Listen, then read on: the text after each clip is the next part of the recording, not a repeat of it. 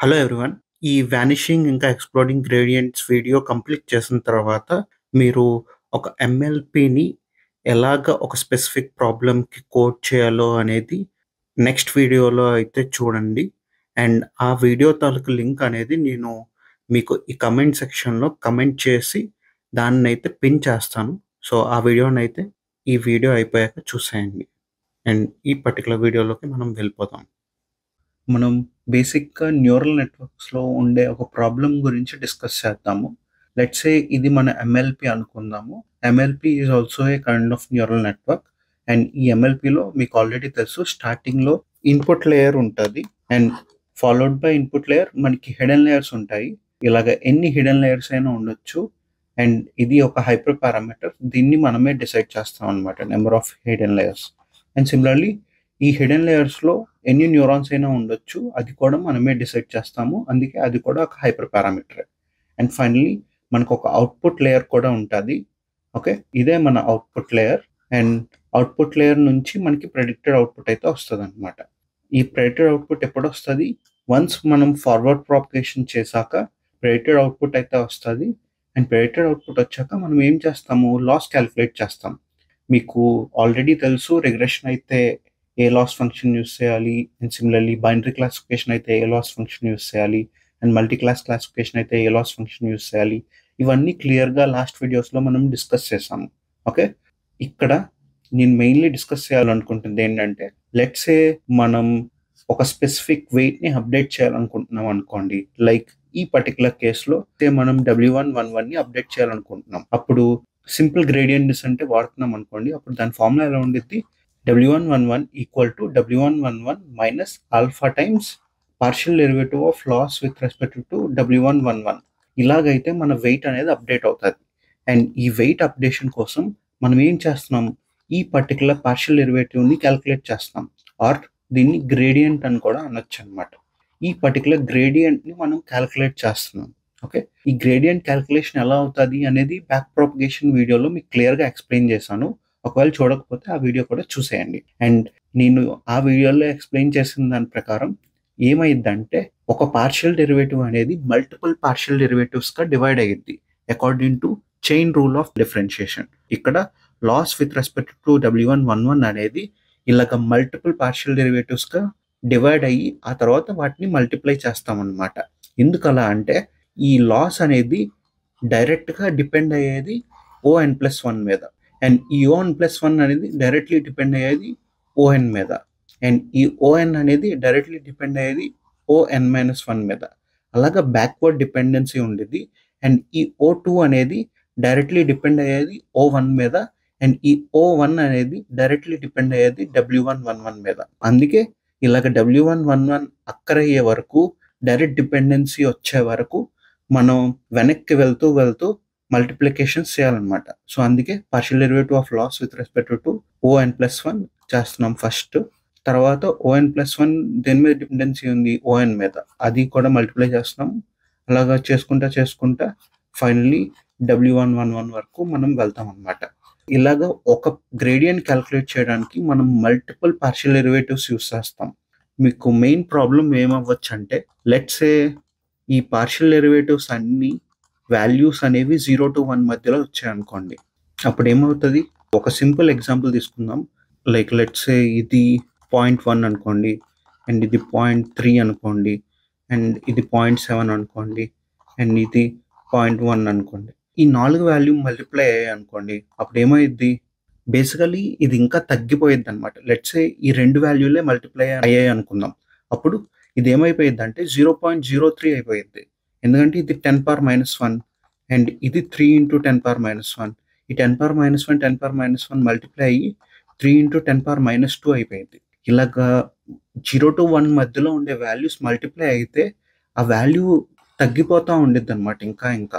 ఇలా తగ్గిపోతా ఉండడం వల్ల ఇలాగ మల్టిప్లికేషన్స్ మల్టిప్లై అయిన తర్వాత దీని వాల్యూ ఆల్మోస్ట్ నియర్ టు 0 అయిపోయిద్ది. ఇలా నియర్ టు 0 అయిపోవడం వల్ల ప్రాబ్లమ్ ఏంటంటే, లెట్స్ సే ఈ పార్షియల్ డెరివేటివ్ అనేది 0 అయిపోయిందనుకోండి. అప్పుడు ఈ వెయిట్ అనేది ఇంక అప్డేట్ అవ్వదు.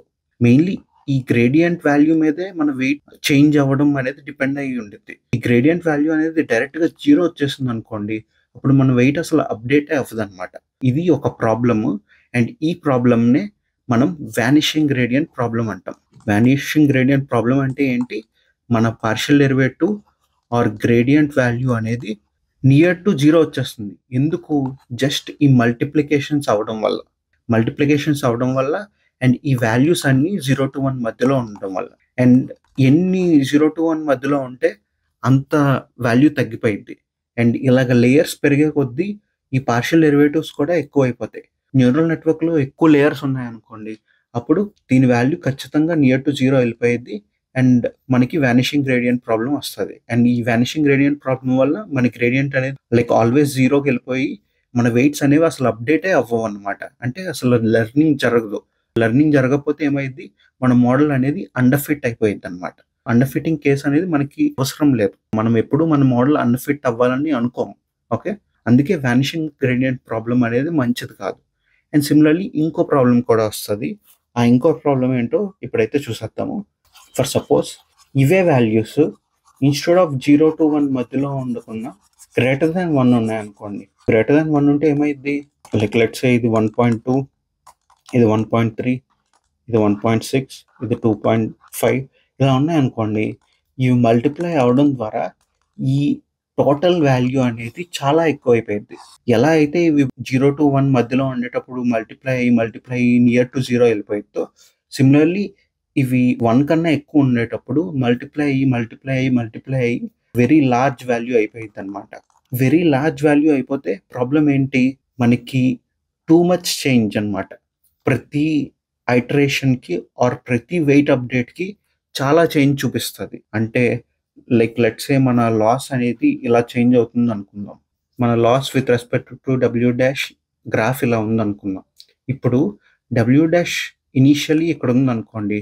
మనం వెరీ లార్జ్ వాల్యూతో మైనస్ చేయడం ద్వారా లేదా ప్లస్ చేయడం ద్వారా ప్రాబ్లమ్ ఏంటంటే ఇక్కడి నుంచి డైరెక్ట్‌గా ఇక్కడికి వెళ్ళిపోయిద్ది. అండ్ ఇక్కడి నుంచి మళ్ళీ ఇటువైపు వస్తది. అండ్ అలాగా అటు ఇటు ఎక్కడెక్కడికో జంప్ అయిపోతా ఉండిద్ది. ఇలా జంప్ అవ్వడం వల్ల మన వాల్యూ అనేది ఎప్పుడు కన్వర్జ్ అవ్వదు. ఓకే. ఎప్పుడూ ఒక మంచి వాల్యూకి అయితే వెళ్ళదన్నమాట. ఇలాగ వెరీ లార్జ్ ఉన్న ప్రాబ్లమే. అండ్ ఇంకా అది నియర్ టు 0 వెళ్ళిపోయిన ప్రాబ్లమే. నియర్ టు 0 వెళ్ళిపోయేటప్పుడు దాన్ని మనం వానిషింగ్ గ్రేడియంట్ ప్రాబ్లమ్ అంటాము.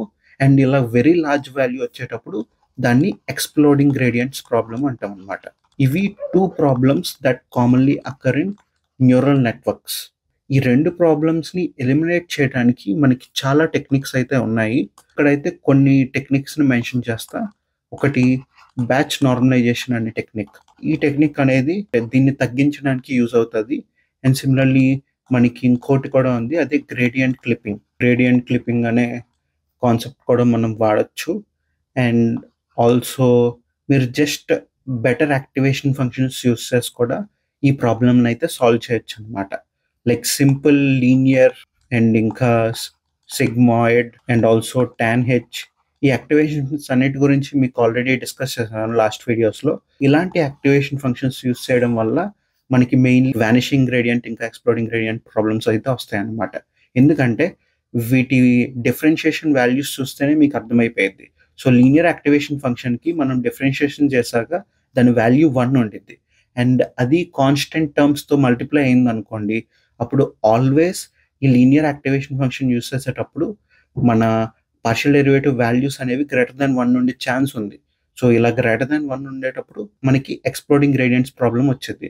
అండ్ సిమిలర్లీ సిగ్మాయిడ్ ఇంకా టాన్ హెచ్‌లో మనకి 0-1 మధ్యలో ఉండే ఛాన్స్ ఉంది.